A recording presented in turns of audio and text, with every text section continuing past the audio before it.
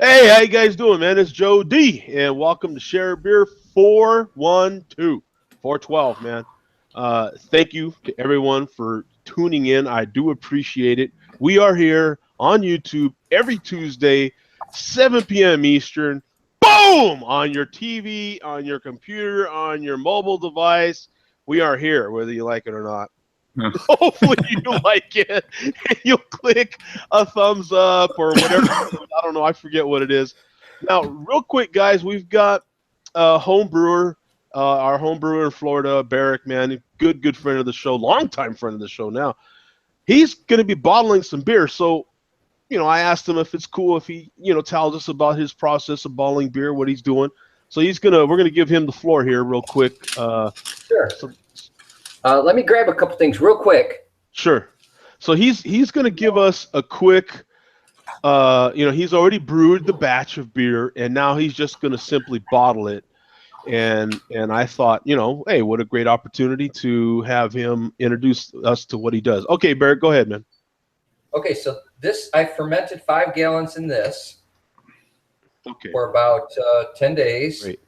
And then what you do is you take, maybe a cup of water, and you pour 5 ounces of sugar, not regular sugar, the priming sugar, into this. You boil it, let it get to a boil so it's nice and sanitized, and you put it into, I don't know if you can see that bucket over there by the bottle. Yep. Pour it into that, transfer it from here into that with the sugar, because there's like an inch of sludge on the bottom of that. Okay. And that way you can drain some of it off. And use this little siphon thing that I got here to do it with. It cost me all of like $8. Okay. And then all you do is stir it up and you start pouring it into bottles. This is the easy. Well, this is the easy part as far as making it. Right. The hard part as far as pouring it individually into bottles and then putting in caps. I got my little. Oh, so you do have a bottle cap. Yeah, okay, there you go. That's where Okay. to do it. Yeah. Yep. So Makes it a lot easier. what's your process to getting it from that second bucket into the bottle? Do you have? It actually has a little. It's a bucket just like this, but it has a spigot on it. Oh, okay. So I turn it on, and that's the time-consuming part. It takes me about, I don't know, to do a batch. I had 55 bottles in the last batch. I'll probably do 55 in this. It's about 25 minutes to pour it into each bottle, and then it takes me about 10 minutes to put 50 caps on. And then you have your little capping deal, and you just cap it and let it sit and wait. That's how easy that is. Yeah. Excellent, man. Oh, well, thank you for sharing that with us, man. We'll let you get to it. You got a lot of stuff to do there. And then I leave it in the bottle for about a week, and it's carbonated. Now, it'll be ready for you when you get back. Exactly. So we're going to ask you really quick now. That's a lot of work. What beer are you drinking while you're bottling beer? Beer I'm making right there. Today I did not get to the store, so I'm just drinking what I make. Okay. Right on, Barrick. Thank you, man, for sharing that. We'll let you get to it, man. Thank you. Okay.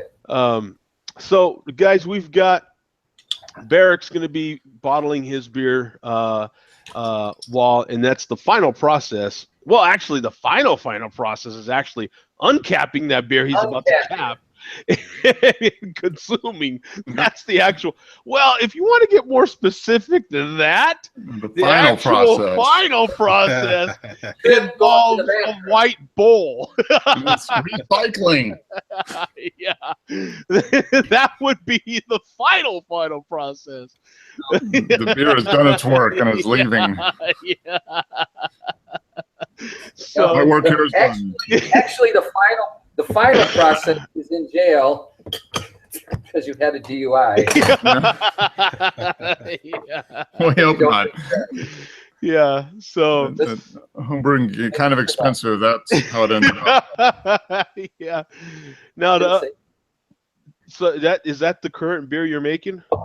Yes, it's been a long time since I made a pure Citra bomb, but the last 2 batches have just been everything bittering. Everything has been Citra.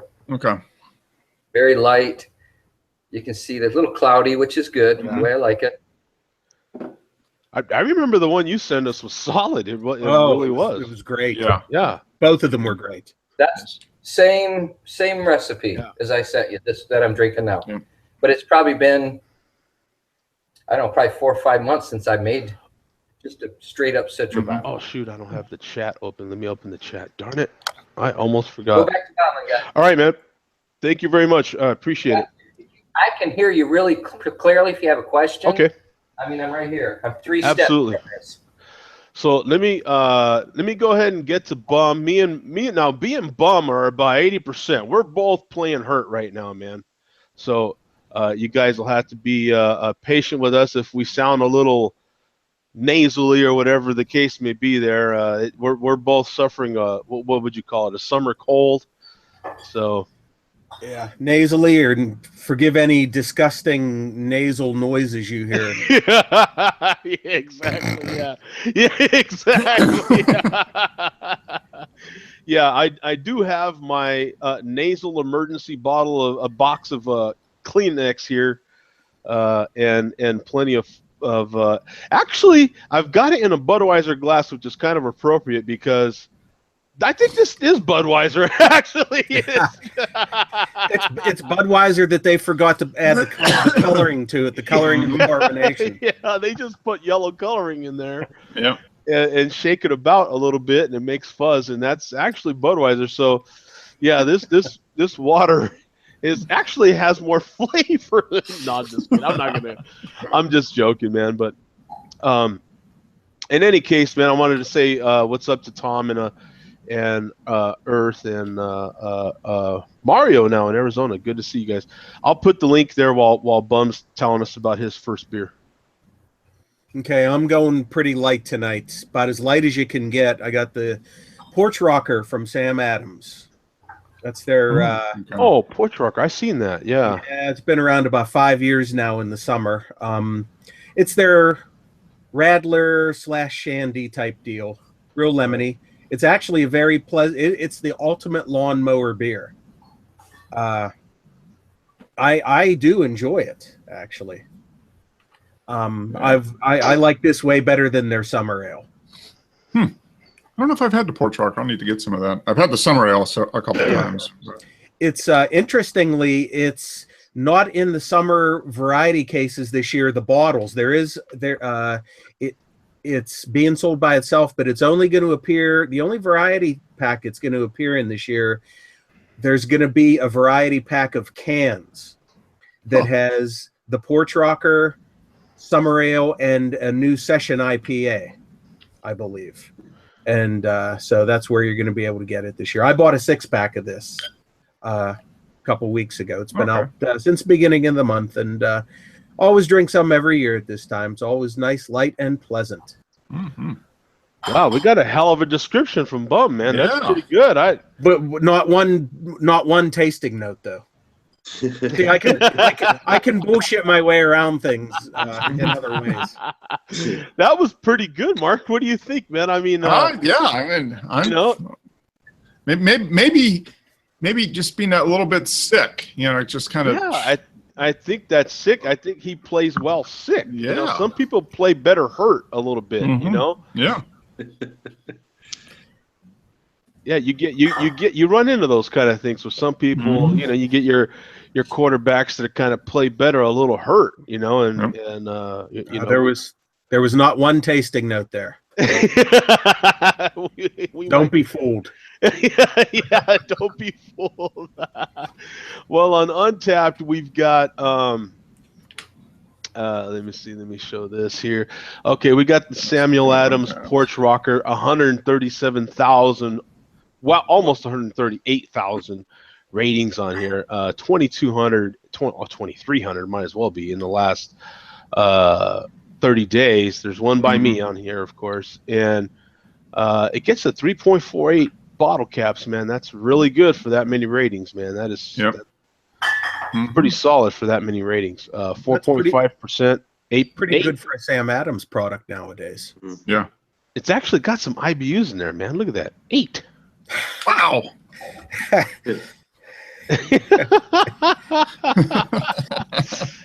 And I'm not gonna go on. Bum gave us a really good description there. He did a good job of that. So I'm not gonna even, bother with that description that they have in here. But I mean that sounds pretty good to me. You know what I'm saying? And then we've got from the actual website. They've got it's a seasonal, of course, May to August. So it's well in the season. Special ingredients is lemon. And then they even show the colors they put in there. Now, I guess the volume, the ABV goes from 4.5 down to 3.4% ABW. Oh, that's alcohol by weight as By opposed to alcohol by volume. Okay. And the calories is nice, 161 calories. That's a pretty low calorie beer right there for not being light. Mm-hmm. That's pretty low calories for beer. You know what I'm saying? That's not and not being a light beer. So what's a Bud Light kicking at for calories? Yeah, what is a Bud Light kicking in? Or like 110 or something like that. Hey, badge. It's Craft Beer Week. This is my first badge of the week. Is it Craft Beer Week? Yeah, see. Untapped says so. Oh, there you go. Yeah, Untapped says so, yeah. Let's see here. Must be true then. Ooh, wow. I'm showing no way. Oh, okay. This is per ounce. So Budweiser has 12 calories per ounce. Okay, so like 145 calories per bottle. Yeah. And that's that's Budweiser. That's not even Bud Light. So it must be like 100. Yeah, Bud Light's probably under 10 calories a bottle. I mean, an ounce. Yeah. That'd be awesome. Michelob Ultra has like 60 calories. Ultra's for ultra crappy. It actually, some of this stuff actually tastes pretty good for what it is. Oh yeah, I mean it's just for a super hot day and that type of stuff. Yeah. 60 calories. Hey, why not? Well, this is weird. Now, MyFitnessPal, which happens to be the app I use when I am doing some fitness, by the way, and that's by Under Armour, MyFitnessPal, if anybody needs a fitness app to keep track of your calories and all that sort of thing. But according to them, the calories in Bud Light in a 16-ounce bottle is 146. That's one worse than the regular Bud. Yeah, so it's like 120 or something like that for 3. Yeah, like 120, something like that. Now, how is this for potassium, Mark? Mark, is 125 milligrams of potassium a lot? I have no idea. I think you need like, I'm trying to remember how much potassium you need. You need like, if you drink a 12-pack, you get your day's worth of potassium, I think. Yeah. Yeah. I mean, so it's a health food. Yeah, it's a health food all of a sudden. Yeah. You're like, screw bananas, have Bud Light, right? Yeah. So, yeah. Uncle Billy Bob. It's probably coming from the yeast, I bet. Okay. Yeah. That's an interesting. It's the biggest number that stands out. I'll show you. Yeah, I'll show you funny. Quick what I'm looking at it. Let's see. It's the biggest number that's standing out here in front of me is in a 16-ounce bottle of Bud Light. Like I say, according to MyFitnessPal, is this 125 of potassium. Ooh, well, it's not. That's not much. You're going to need to drink like a 36-pack a day to get what you need. So so not really that much. Well, and now they have strawberry here and cranberry. So I'll tell you what. Let's whip out a premium adult beverage here, and let's get real. Now, in 8 ounces, you got 150 calories. Look at that, potassium 0. Sodium. And the sodium is 45. Yeah, well, it has to have some sodium because it's a Rita, right? Yeah, that's true. So you got to have. You got to have something in there, but that's a lot for freaking 8 ounces, right? 150 per 8 ounces, man. Yeah. So if that's 8%. Yeah. If you go out and buy a big can, what is that? 22 ounce? 24, isn't it? Yeah. Aren't they? No, Yeah. no, they're 25-ounce cans, aren't they? So that's like If you drink- 3. That's like 400 calories, 500 calories. Yep. Those cans. Yep. Aren't those big cans 25 ounces? Yeah, they're either 24 or 25. Yeah. Yeah, I mean, they so are. it's 3 times that. That's They're 450 calories. This got interesting, man. That was a good question there, Tom. That got interesting as hell Yeah. right there all of a sudden. That's So funny. so Bud Light has 125 milligrams, right, per bottle? Yeah. Okay. So to get your recommended daily allowance, and if you're an adult, of potassium, you'd only need to drink 38 Bud Lights a day, and then you'd be fine. You'd get your potassium. So now I think we've got that. Now, some of the people Bum is investigating might be on track. Yeah, I think, you know. So, yeah. You know? My neighbor used to drink a 12-pack before breakfast. Now, if you're a female and you're breastfeeding, you're going to need to drink like 40. Yeah. Not a 40-ounce, 40 Bud Lights. 40 Bud Lights. If you're breastfeeding. Now we did have that one cat that I linked the video to. Now, you know, he's probably getting all his potassium that he needs. The 400-pound wrapper. Yeah. Yeah, he's probably getting that all. No, Mario, I don't drink Bud Light. Not really. If somebody's having a party and I show up and they're supplying the beer and they've got Bud Light, well, then call me drinking Bud Light. But you know, I don't know if it's just me though, but when I drink Bud Light, I get the craziest hangovers. I notice in the morning and my head just pounding. All the time with Budweiser products. I'm not. Maybe it's the rice. I don't know. Yeah, it might be. I don't know. I don't know. I can't. All I know about Bud Light is that when I do drink it, when I get around, and the last time I drank it's been quite some time, but you do notice the difference. It's just really sweet. I just noticed regular red can Bud is sweet, and Bud Light is just really sweet to me. That's the part I do notice. As far as hangovers, I don't know. To me, beer is beer. You know what I'm saying? Like, I'm just gonna, you know, it's all beer to me. You know what I'm saying? I don't really notice a difference until I start getting into shots, man. If I start having if it's one of those days, man, you know, if I'm at a bar and I'll be like, you know what?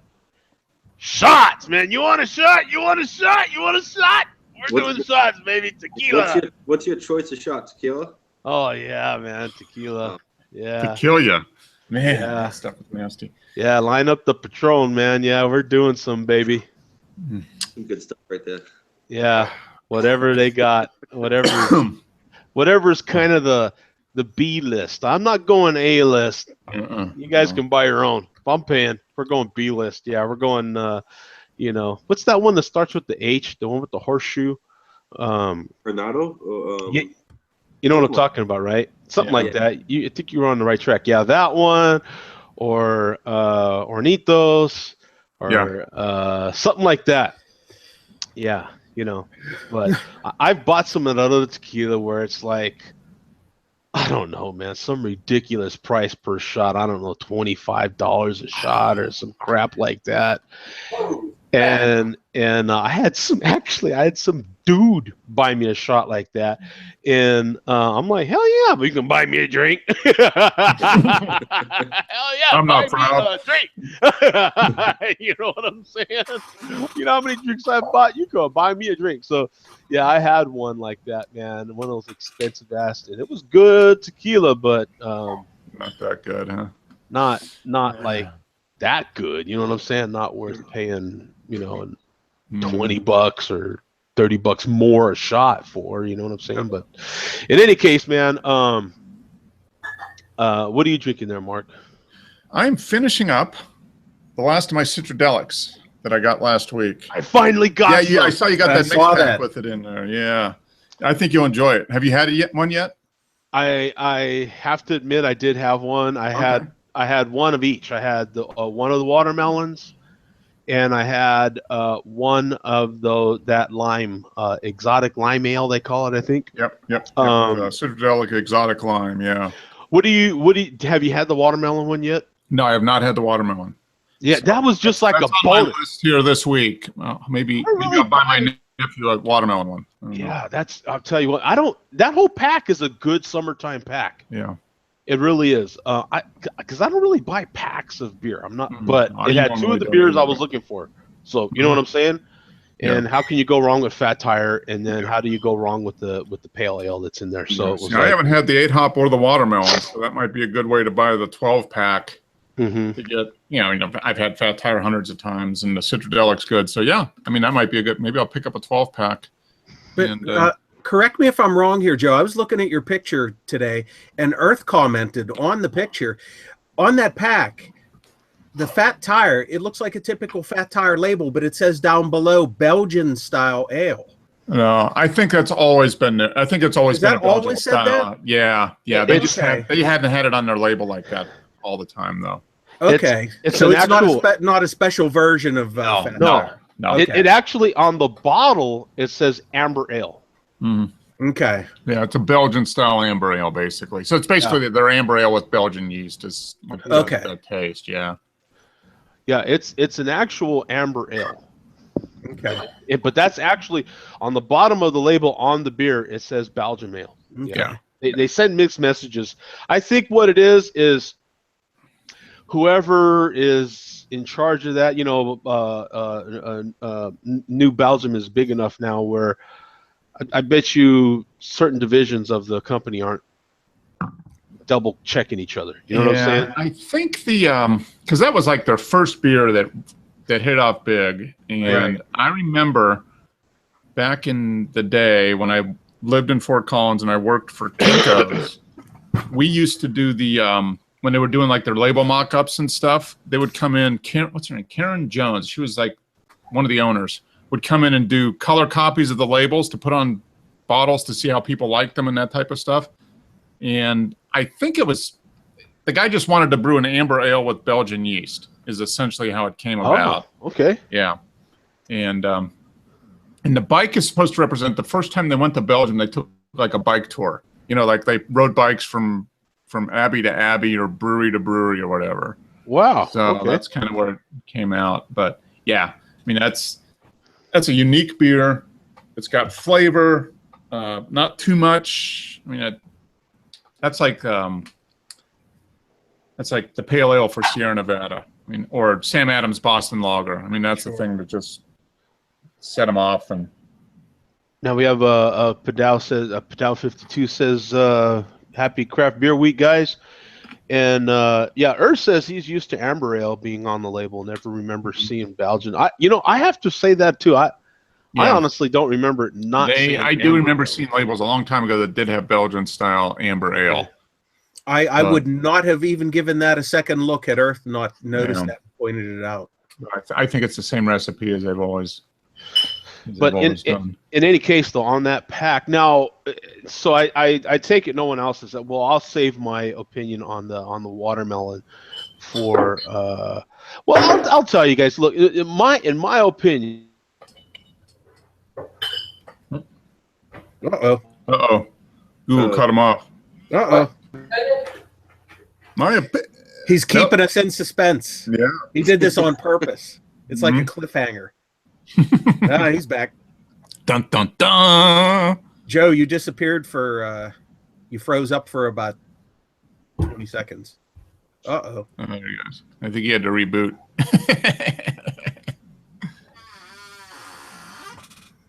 Hello, Joe. Earth to Joe. How are we doing now, man? Am I okay? You said, in my opinion, and then you stopped. Yeah. Yeah. That's called a tease, guys. That's what we figured. That's called a tease. See, now that was one of those 10, 15-second commercial breaks there, Community keeps talking, and then I come back in, and you couldn't wait to hear what I have to say. See? Boom! That's how that works, man. Me and Google are, we're on the same. Anyway. King says hi, guys, by the way. And But the exotic lime ale I thought is better. I'll just tell you right now. Of the two, if you're going to compare the two because you bought the pack, I think the exotic lime ale is better, and I'll tell you why. Because if you see on the label, they're comparing the water. They paired the watermelon with lime. Why do you do that? You have to ask yourself. And I remember seeing that, and I was like, why would they? Those two don't mix. You don't put lime and watermelon together, right? Mm-hmm. You would only do that because how in the hell do you make a beer with watermelon? Like you almost can't do it. You'd have to use the watermelon rind. You know what I'm saying? That would be the only thing that could kind of hold up. Like it's the only thing.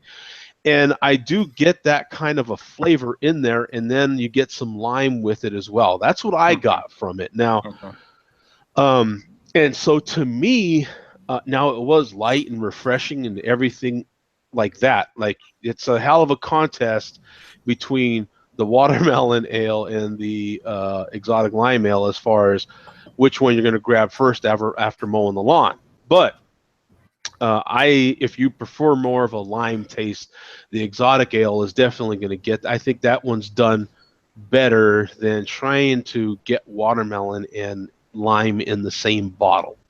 Like the lime is just going to dominate. You know what I'm saying? Yeah. So to me, that's what I got from that one was. So that's my quick review of both of those beers. Actually, the lime ale has that nice little punchiness to it that you like, but still very sessionable. Still very. I mean, you could crush if all 12 of those beers were lime ale. You'd get at least a good half a dose of potassium out of that bad boy.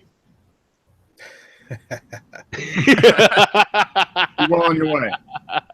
Yeah, you'd have a good half a 12-pack of Bud Light, and you'd be pretty close. Yeah, actually, we didn't even check the caloric intake. We didn't check the nutritional facts. Wait, well, are they on the bottle, Mark? Are they actually on the bottle? No, all they put on the bottle is probably best by date. 12 ounces, brewed and bottled, blah, blah, blah. Alcohol 5.2, enjoy by 25th of June. No, you don't need any. If you're drinking craft beer, generally, you really don't care about the about the nutrition. Right. I think the only beers out there now that I don't know if by law they have to do it, that have the nutritional information on them as far as calories and other things go, are the gluten-free beers. They always have nutritional information.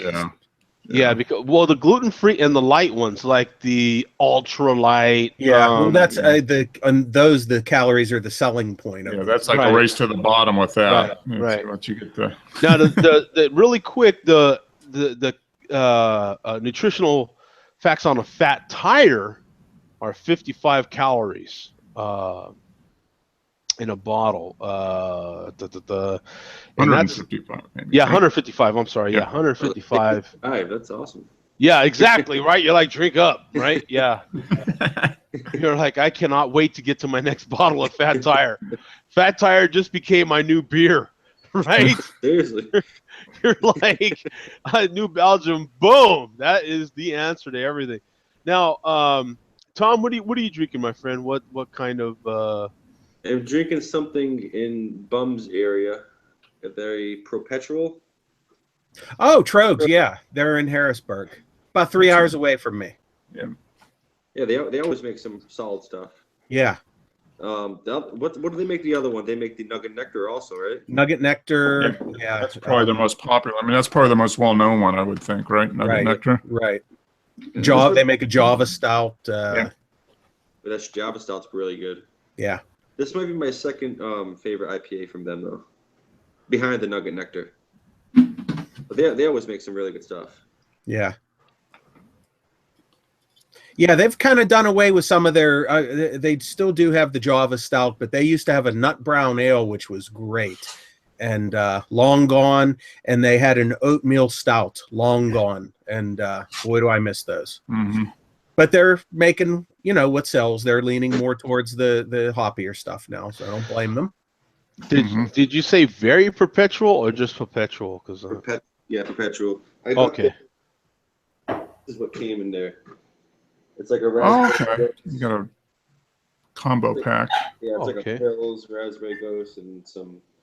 Oh, is that the scratch series? Do I see number 284 on there? What style is that? It's a raspberry ghost. Oh, okay. I never realized how much I liked sour beers until you actually try one and you're not really into it. And then it's like IPAs. When you first start drinking an IPA, you, for some reason you want to keep trying them, even though you don't like them in the beginning. And it's just no, seriously. I mean, you see so many other people enjoying that beer, and you're like, how can they enjoy that?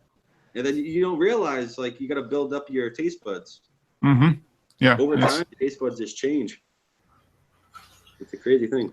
Yeah, what's that like? That's like don't we get those you get like those little bumps in your mouth that make your eyes water or something, you know what I'm saying? When you try to, you're like, oh, what the hell, you know what I'm saying? And you keep doing it anyway, you know what I'm saying? What do you get? You get those little itches sometimes, and you keep scratching it, and you're like, you shouldn't be scratching it, but you keep scratching it, you know what I'm saying? It's like a scab. Yeah, those weird little deals that that you do, you know what I'm saying? When no one's around, you know what I'm saying? You're like, you shouldn't, but you do, you know what I'm saying? And it's one of those deals on their website. At least they have the yes or no, or you're over 21, so we get in right away. Nice, clean website, like it. Great photography. Nice labeling on the bottle too. I like the way that looks. 7.5% ABV, 85 IBUs, which is pretty darn good. On tap. That's up there. So, this ain't a seasonal, right? Yeah, year round. So, let me see. It's the artisanal meets mechanical in a state of IPA. We call perpetual cycling through our hop back vessel and dry hopping method. This bold imperial ale emerges rife with sticky citrus rind, pine balm, and tropical fruit. I like the serving temperature, 50 to 55 degrees there, so Fahrenheit. So, and a tumbler. So they also show you the recommended glass. That's a nice glass they have there. That is nice guy. It's got slim waist. Do you get Trogs in your area?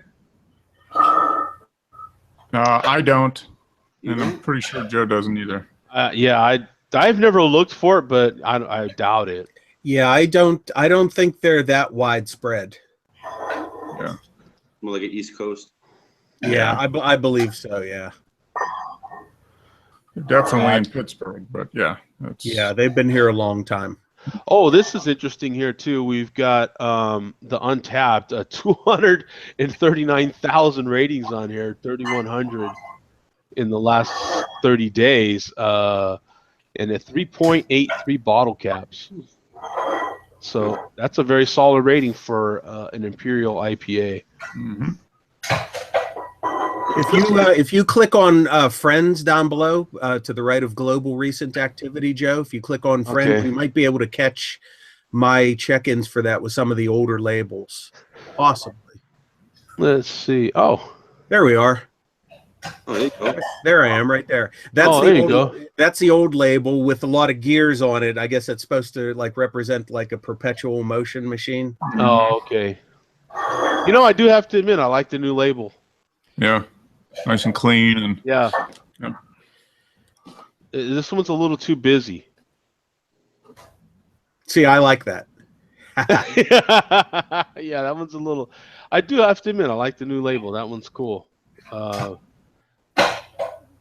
little cleaner, a little but I like that glass. That Trogs glass is awesome. Hey, have any of you guys tried the Sea Quench from Dogfish Head? No. No, and who just had that? Someone I just saw that somewhere. The Sea Quench from Dog. Yeah, someone just had that on my Untapped, I think. It's like sour but sweet but bitter. Oh, so good. I was looking for it today, but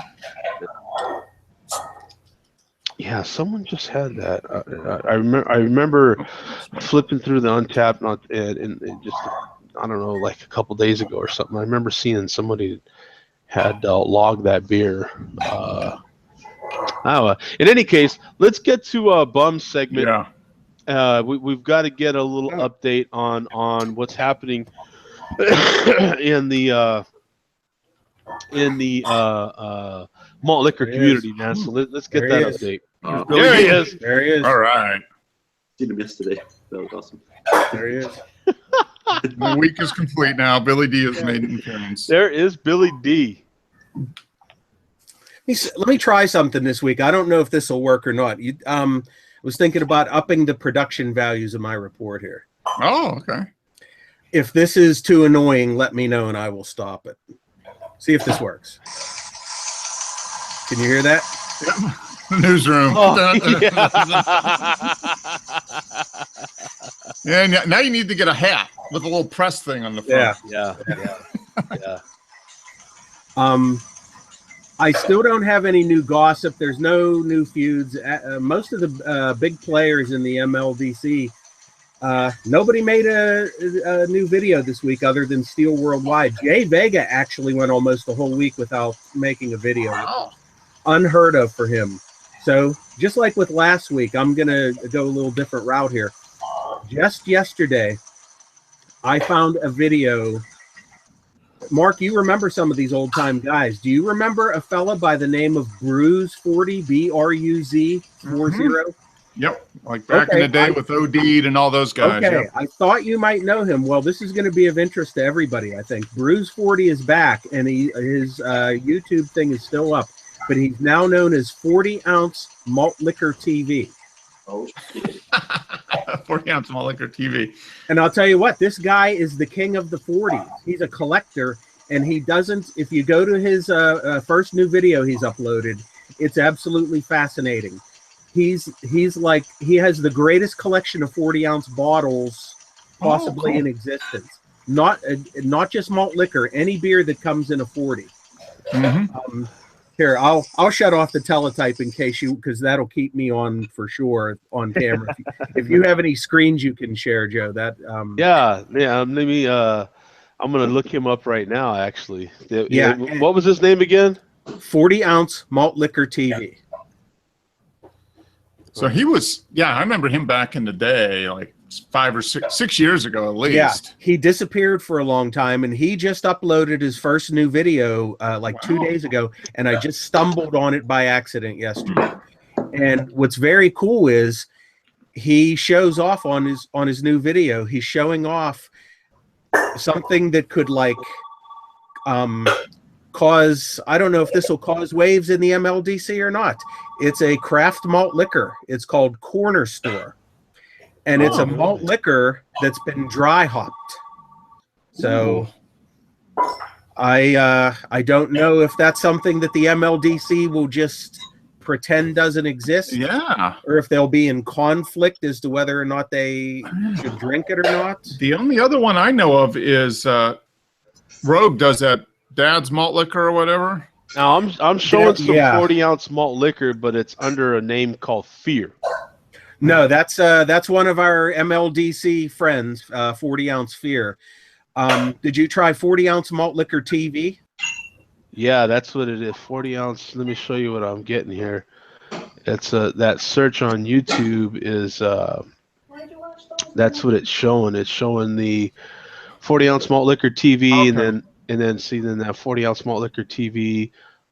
He has a whole series of videos, and that's what he labels them. Yeah, that's all. No, take out. If you I did the same thing, but I took all the spaces out. Yeah, condense it all into one long word. One long. Take the spaces out between the words, and then you'll find it. Yeah. Well, he's got a potential to get crushed then, because this guy's got a. And his thumbnail is the Corner Store Malt Liquor. Yep, there you are, right up top. Yep. Okay, so here we go. He's got. Look at those bottles. Mm-hmm. He's got what looks like 2 videos. So this one right here from 2 days ago. Yeah. He says he's got over 1,000 different 40-ounce bottles. in the store. Wow. And how many of those were consumed by him? I wonder if he probably collects them, I'm sure. Well, if you go to the website that he pushes on here, it's 40ouncemaltliquor.com, I believe. Oh, okay. Yeah, I recognize this guy. Yeah. I mean, it's... What's that? Can you guys see the video, or is it cut off? No. Yeah. See the video. Yep.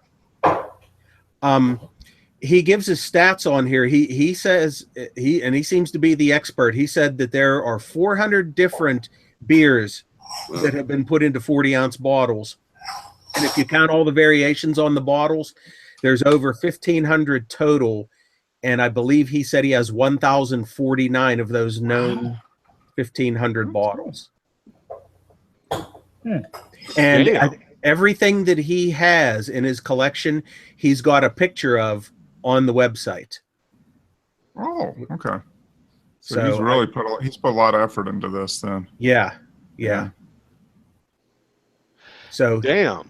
Yeah, that's pretty and he eventually shows the bottle of corner store malt liquor. Okay. But he didn't cam up for this. He just did No. He just did. I don't I don't doing old school? Yeah, I don't know if the old-time MLDC guys know who he is or if they remember him. I'm new to all this, so he's new to me. Yeah. The other person that I don't think has made a video in years, and he was one of the original ones, is Bitter Poet. Bitter Poet Madman. He's from Pittsburgh. Yeah, he stopped making videos though. Yeah, he stopped making videos about 5 years ago. So I seriously, I don't know if he's still alive or not. I mean, that's kind of the way I saw him going with his videos. You know what? I've looked him up because I've seen him mentioned and commenting in older videos, and I looked him up, and people like that, I always look to see, when their most recent video was, and I saw with him it was a few years ago. It was like 3 or 4 years ago. Yeah. A lot of these people, though, most people on YouTube, you can just do that and say this is when they were least active. With a lot of the YouTube drinking community members, just because somebody only has 2 videos or their most recent video was 3 years ago, they could have had a video up there yesterday and deleted it 10 minutes after these people upload videos and then delete them, upload them and delete them. They'll shut down their channel, come back under a different name. It's just there's nothing stable about any of these. Yeah, I don't know how you determined how you think that, Bum. I don't know. I mean, these guys. Yeah, now Bitter Poet, I remember him as being like a craft beer guy, and then I think he kind of went malt liquor. He went to the dark side. That's happened to a few people. Yeah, he started off craft and then went malt liquor. The other guy was OD'd. Yeah, he's popped in here. He's popped in here a couple of times. Right. He's still. I don't know if he's made a video at least under that in a couple of years, but he had a huge craft beer collection, and he also did a lot of malt liquor stuff too. So yeah, he didn't really follow those. But then again, see, a lot of those guys, there's obviously different, what would you call them, factions or something, because that was the BDU crew, Yeah. Yep. Beer Drinkers Union or Beer Drinkers United or whatever they call it. Yeah. Very, very complicated. I guess the most recent thing, which was like last fall, I guess they were attempting to revive the BDU, and Fear was the head of the BDU, 40-ounce Fear. Oh. Okay. And I guess a lot of the old BDU from years ago had a lot of bad stuff associated with it. Yeah, man. The people who made the videos, and the new BDU was supposed to be free of all that stuff, and I guess it just never took off. Oh, okay. Yeah, they did some pretty edgy stuff there. So. Yeah, they were trying to get a lot of us into their group, and that's how I found out about them. I didn't, and of course, in hindsight, over the years, I've had a lot of people, even as recently as just a few days ago, trying to get me to make my videos part of whatever, right? Yeah. And I've always just been like, no, I just want to keep my videos independent. You know what I'm saying? Yeah. Next time somebody asks you that, you tell them the same thing that Brown Bag says. Brown Bag is one of the MLDC. Brown Bag says, Brown Bag runs with no one. You tell them that about Joe D. Anyway, thank you, Billy D, for making your presence again. We appreciate it, my friend. Very good Very segment. well done, yes. Very good segment once again, man. Billy D, we are happy to have him part of the show. It's so funny seeing him on television and then seeing him on here. Yeah. He looks exactly the same thing. It's hilarious. That is absolutely a great segment. I love doing that part. Yeah. That part is so fun for me, I swear. That's funny. I do have, you know what? I have something that's kind of a continuation of something we talked about a while ago. I want to show it really quick because it's kind of an old story, but I didn't hear any buzz about it. So we're going to talk about it right now a little bit. And that's Heineken acquired all remaining shares in Lagunitas Brewing Company. Now, if you remember, I saw that, yeah. a couple of years back, I remember us talking about this story, and I remember, it was just a 50% buy-in, and it was no big deal. It was only to get a distribution and this and that. And I remember saying, nah, I don't think so, man. I don't think so. And sure enough, boom, here we are, man. Well, when they start putting out the little something in green bottles, then we'll be in trouble. You read my mind, Mark. I was just going to say, starting in 2018, all Lagunitas is going to be in green glass.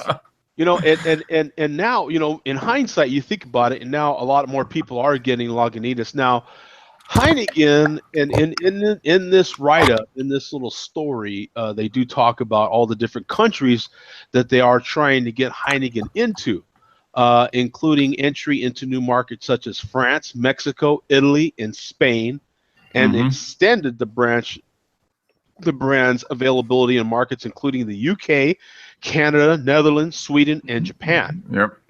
So Lagunitas is making a serious play at trying to stay really big. And Tony, what was his name? The founder was Tony McGee, who's the one who famously made that lawsuit, right? Yep. The font.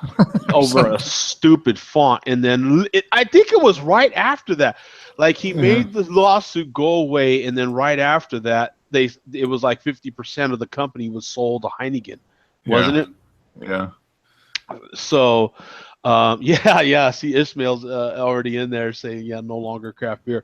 Yeah, this happened a couple of years ago, brother. So this was in 2015 they made that deal. So, you know, if you've been drinking Lagunitas for 2 years, you've been drinking what Ismail is saying, no longer craft beer. They're still a good beer. They're keeping it independent. I mean, that's the thing. I mean, and that's I think that's the big debate is if a big brewery buys out a craft brewer, is it still craft beer or not? And I still say it is. Yeah. Because it's the way the beer is made. Yeah. I mean, there's a reason why they're buying it. I mean, they don't sell craft beer. Yeah. You know what I mean? Like, I mean, for the most part, I haven't heard of any of the big, the big brewers that are bought up former, smaller brewers and have changed all the recipes around. I don't think that's happened yet. So it might, but so far it hasn't. You see Goose Island still pumping out the Bourbon County really well. Yeah. And from what I can tell, nobody's complaining that it's, they're not adding rice to the Bourbon County Stout or anything. Yeah. Right. Yeah. Actually that acquisition was a little hostile too, right? And they lost a lot of key people with that one. That was the first big one, and it raised a big brouhaha, really. And in that one, they lost a lot of key executives, brewmasters. Yeah, that's one where the owner sold and the people below weren't on the same page as the owner, and they're like, "Well, we're out of here." And the owner's like, "Hey, I got my bank account's got a few extra zeros at the end, and I'm happy." Yeah, I believe Wicked Weed recently sold to Anheuser-Busch, right? Yes, they did. Right, right. That's a big brewery. Yeah, that's a big one. And they're under the A list. No. Mhm. What did we call them? It was the Yeah, it was the A list, right? It was the what they call that division that buys buys up craft. I thought it was the A list or something. Yeah. Yeah, it was literally just labeled just like the A list or the top list or something like that. But in any case, hell, we just talked about it a couple of weeks ago, right? But they haven't really, since Goose Island was the big one, a lot of things happened. I don't think that was InBev's.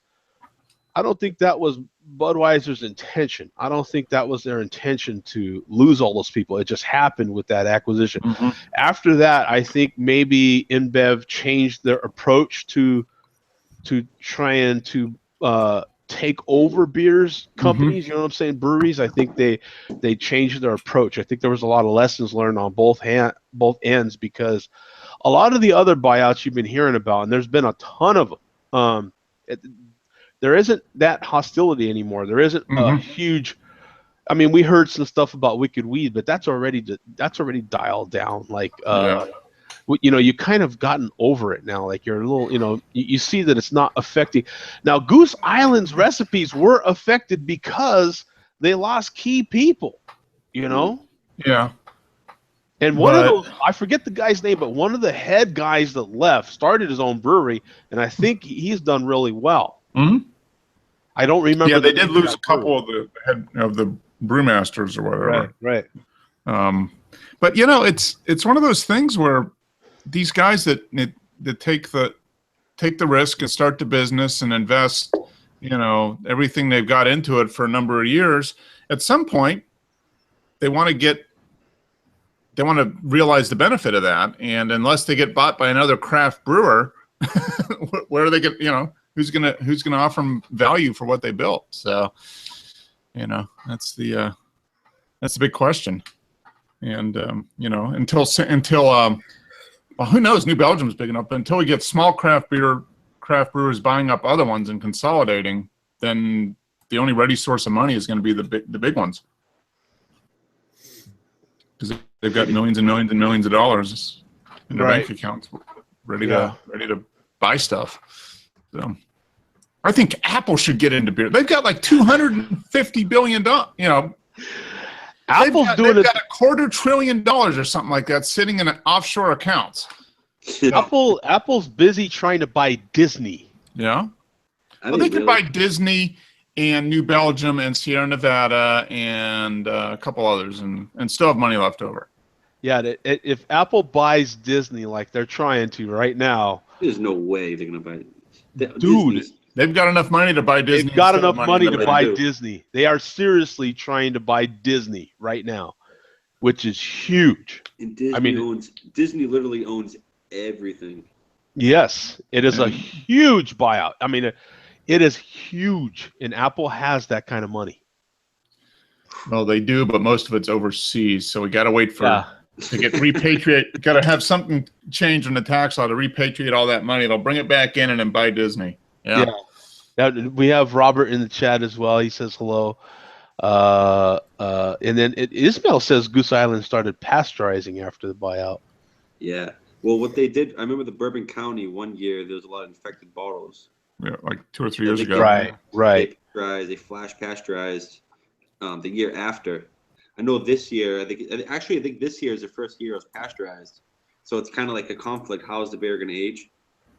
I mean, who knows what's going to happen with that beer? That reminds me, I still have a bottle of 2009 Bourbon County Stout in the basement. I might need to break that out here sooner or later. It's going to be lovely. I would hope so. But, well, you know what? We're coming up. I'll save that for a show, maybe like 420. Can I save it can I wait another 2 years? That's like more than 2 years to get the show 500.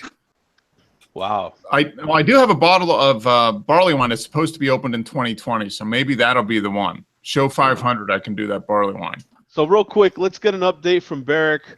We're going to get the update from Barrick on how the bottling went, and then we'll get to our rant and rave section and then close this one out. So Barrick, how did the bottling go? Did you make it all the way through? Do you still have more to go? Nope. About 40 minutes. Got it all done. Even had a cigarette in between. Oh, look at that! Hell yeah! Life is sweet. Hell yeah! Well, Barrick's a vet, man. He's been doing this for a long How many time. bottles did you get? Did you get 55 or? No, I got 55 on the first batch. Got 53 on the second batch. Okay. That's Is it pretty good. clean up? Oh, okay. You know, fermenters with all that sludge in it, stuff like that. 10 minutes just to clean all that stuff up. Yeah, But, yeah, that takes time. Oh, hey, we got Carrie back in the chat. How you doing? Well, that's what I remember from brewing. The hardest part wasn't the brewing; it was all the sanitation and cleaning. That's what took all the time. Yeah. Every step of the even my process was all the cleaning and stuff that you needed to do. Even my caps aren't worth sanitizer. I had a question. Do you have temperature control when you ferment? If you have like Keep my house at 72 degrees. oh, there you go. That works.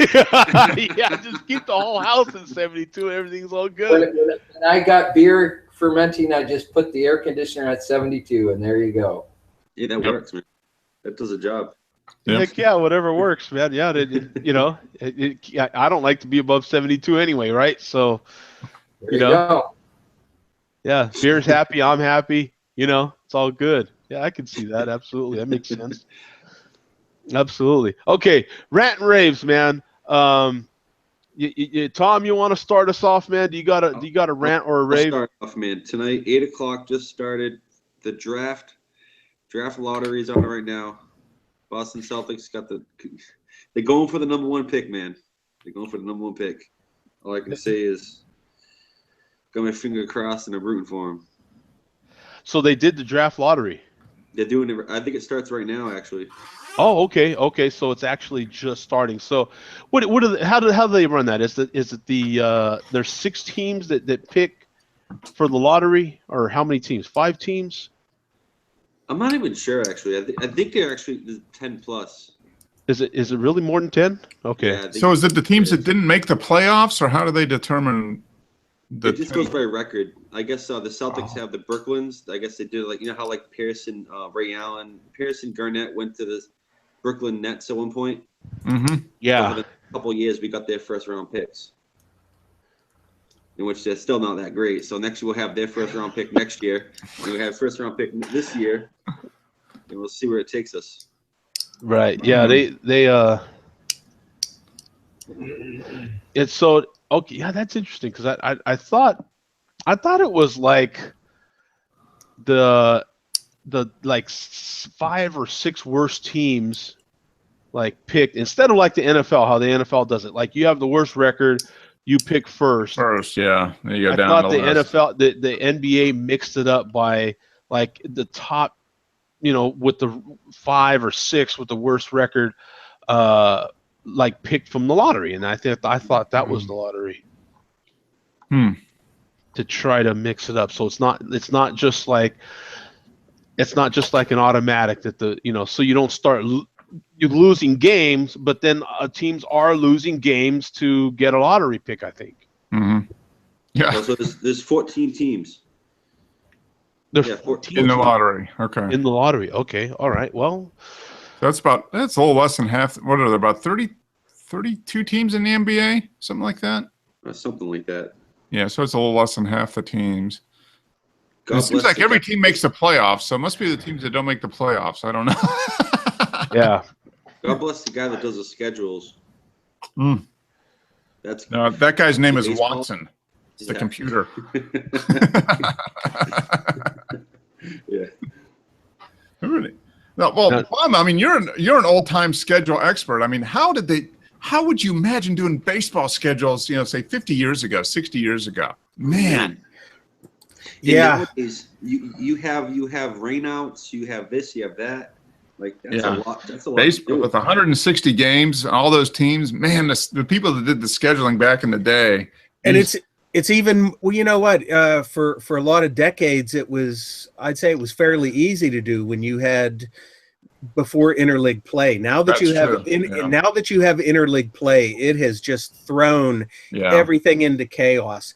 It used to be National League team, went out to the West Coast a few times a year. You played the Padres, you played the Dodgers, you played the Giants, and you knew that was going to be. Yeah. And you played a certain amount of teams, or you played a certain amount of games against teams in your own division, and you played a certain amount, in the other division. Back when you just had 2, it was very easy up until about whenever they went to 3 divisions, and then interleague play, forget it. I don't know how they do it. Robert, whoever this Robert is in the chat, man, I actually, when you jumped in, I said hi.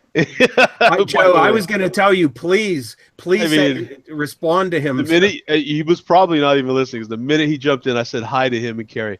By the way, Carrie, really quick, says, "What do y'all think of Fireball?" I'm an American Irish, so yeah, that's. I don't know Fireball. Fireball, it tastes good. I'm not gonna lie. It's that, Fireball's that whiskey, right? We're talking whiskey now, aren't we? Is that? So I mean, that's the one that started all the craze in the spirit world, in the whiskey world, right? With all the different cinnamon whiskeys. Fireball just exploded. I mean, yeah. In the bar scene, if you were in a bar. Yep. And I mean, I remember being in a bar. I was still in Albuquerque, and I can remember being in a bar, and you would just get tapped on the shoulder, and it was like, "Here's your shot." And I'm like, "What is this?" And like, Fireball. Like, okay, again, what is this? You know what I'm saying? And it was so cheap, and it was good, and it was like, quite frankly, a lot of people would have a shot of Fireball so you wouldn't smell liquor. You know what I'm saying? Yeah. It's like whiskey with like red hots in it. It's basically red hots, Like big red. It's not bad. It's alcohol. It gets you there a lot faster. That's kind of the. Why bother drinking all these 12 ounces when you could just do 1.5 ounces at a time? And I mean, bang, bang. boom! Right, you're there. It's cheap. It's popular, right? You made something that's good, cheap. It's like the malt liquor of spirits. Yeah. Man. You just the next thing you know, everything had cinnamon in it. Every whiskey that's ever been made now has a cinnamon whiskey now. Because of cinnamon Fireball. And honey's the other one. Everybody's got the honey. Right, honey. Yeah. So, hey, Mark, you got to. I'm sorry, Tom. Supposedly it's illegal in a couple countries. Oh, really? Fireball? Yeah, because it has coolant. Supposedly it has some type of coolant inside of it. Like in Denmark, it's illegal. Ethylene glycol? Wow. If you look it up, you can probably... Nothing like a little Prestone in your shot. I mean, really. Wow. Yeah. Why? It's so hot, you got to keep it cool. Yeah, all right. Well, there must be tons of coolant, but I don't know what kind of coolant. But So, Mark, you got a rant or a rave for us, my friend? I got a rave. Vacation. Woohoo! Exactly, right? Yeah. I leave Thursday, and I can go from like a 70-hour work week to like a 30. I mean, I'll still work, but yeah, I won't have to work as much. So I'm looking forward to it. Going to go to the Baseball Hall of Fame in Cooperstown. Oh, sweet. Yeah, so I'm looking forward to that. Going to go to Omegang Brewery up there, do the brewery tour and taste all the stuff up there. And when are we doing that? Maybe Thursday. But yeah, I might still be able to pop in for the Share Beer next Tuesday. We'll see. Where is Omegang? In New York, right? Cooperstown, New York. Yeah. Yeah, there. Now, Carrie says that Fireball makes you want to have sex. I mean, hey, that stuff can happen, right? I mean, the doctor gave me some cream. Poor guys. Who needs Fireball? Yeah. Well, I think, what if you put a Viagra in your Fireball? And then you're set. Hey, BrewDog already did that, right? They had a Viagra beer, right? No, they didn't. I swear to God, they put Viagra in a beer. That was wasn't BrewDog the one that did that? Yeah, I think it was. Yeah, they had a Viagra, and this is years ago already. I think this was. They put Viagra in the beer, huh? God, I So think what it was happens like if you drank that beer and you didn't know? it was a little. I could swear. I know there's a brewery that did it, whether it was BrewDog or not, but I could have swore it was BrewDog. Brewdog's definitely the type of brewery that would do Yeah, that. they would do that. Yeah, Well, you know, they just got to put in something that counteracts the natural effect of alcohol. You know, so I mean, it's really not doing anything. Yeah, I mean, it just kind of balances it out. Aphrodisiac. Right? yeah. So Well, you drink too much alcohol, and then the Viagra, there ain't nothing that's going to help. So after you a have while. BrewDog Viagra beer, and you have some Fireball. Boom! Right? That's like, you know what I'm saying? Hello, you know what I'm saying? Yeah. Wow. Have Tom Jones playing in the background, you're good. Yeah, well, yeah. Yeah, it's on. Well, in her case, it's Cassidy, right? She likes that. David Cassidy. David Cassidy. Oh, yeah. David Cassidy. Yeah. Who knew, right? Who knew you could play David Cassidy? You know, have some, you know, but.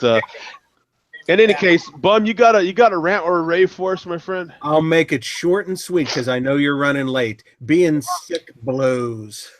Yeah. That's my rant. Yeah, exactly. Amen. Exactly, yeah. Yeah. And Barrick, you have one for us? Real quick again, a rave. I'm glad to be going to see my grandbaby in Michigan Thursday. And this Bell Cow stuff from J-Dubs, I've absolutely fell in love with. I'm not a big porter fan. Man, I could drink that stuff for breakfast. That stuff I had like last week. Yeah, when you showed it to us, it looked good. Yeah, very good. That is just flat. I've bought a couple 6-packs and let my friends try it, and wow, it's amazing. It's good stuff. Good, cool. Man. Good. Yeah, that's good. So we've got two vacation raves so far, right? Chevy Chase. Yeah. Vacation, what's that? Yeah.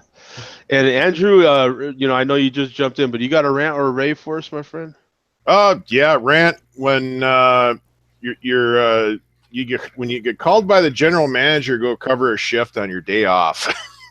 Oh yeah, that's yesterday. Now, hopefully, did you get time and a half?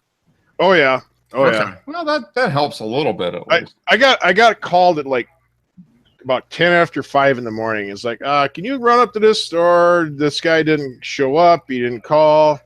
I sent him a text message. He never answered back, and I found out from my boss that he just quit. Oh, which is probably why he didn't answer the text. Yeah, that's a good reason to answer. Yeah, you're like, I no longer work here. Who is this person calling me? Right, yeah, right. Exactly. That's about it. Yeah, that's what I told guys. I said, you'll know I won the lottery because if you try to call me, I'm like, who is this person? Yeah. I don't know who that. You get a new phone with random numbers calling. This number, like, there's these numbers keep popping up on my phone. I have no idea who they are. You know? Yeah, that's I won the lottery right there. Yeah. I have to double myself on Bum's rant right there. Me and Bum are playing hurt right now. Yeah. We're both about 80%, and in Bum's case, it actually made him a little better. He got a really good description in there, man. We might have to have him play hurt from now on, man. You know what I'm saying? Whether he faked it or not, he faked it pretty good. That's a Seinfeld reference. It was a simple beer that helped. Yeah. Yeah. That was that anybody that's really into Seinfeld, that's a Seinfeld reference. Yeah, I guess it is. Yeah, that's one of the famous episodes too, by the way. Elaine was like, yeah. Elaine was like, "I'm good, huh?" Yeah, there's faking and then there's faking. But yeah, I have to double on that one, man, because I would love to just. So this show's gonna be over now. I'm gonna hit the big red button and stop the broadcast so I can blow my nose, man. Trust me. But yeah, getting one of those. What do we call them? Bum summer cold. Is that what we're plain old summer cold? Yeah, it's just for the birds, right? That's old school. Do they even say that anymore? Is that a saying? I do. If you're over 40, you say it. Yeah, under 40, you don't. Yeah, for the birds. Yeah, for the birds. If you're over 40, you say it. If you're a millennial, you have no clue what people are talking about. Yeah, well, Carrie, the no soup for you is that's a very common phrase, but it's like when you're sick, you need lots of soup for some reason, right? Even if it's, almost 100 degrees, you still need soup for some reason. Like, And even if it's served to you by a Nazi. Yeah, and even if it's served by a Nazi with no bread. Anyway, we'll see you guys, man. Peace out. Thanks for another great show. Robert, once again, we remembered you. We're not ignoring you. And Hi, Robert. but now, yeah, exactly. Yeah, everybody say hi to Robert, please. Hey, Robert. Gary, thanks for joining in, adding some class to the joint. Exactly. Yeah, there's no saying we did not acknowledge Robert's presence in the chat room, man. Hey, thank you, Andrew, for jumping in, and Barrick for sharing your bottling with us today, man. That was great. We'll see all you guys next Tuesday. There's a Friday share beer as well if you can make it at 10 a.m. Arizona time. We'll see you guys. Peace out, man. All right, later.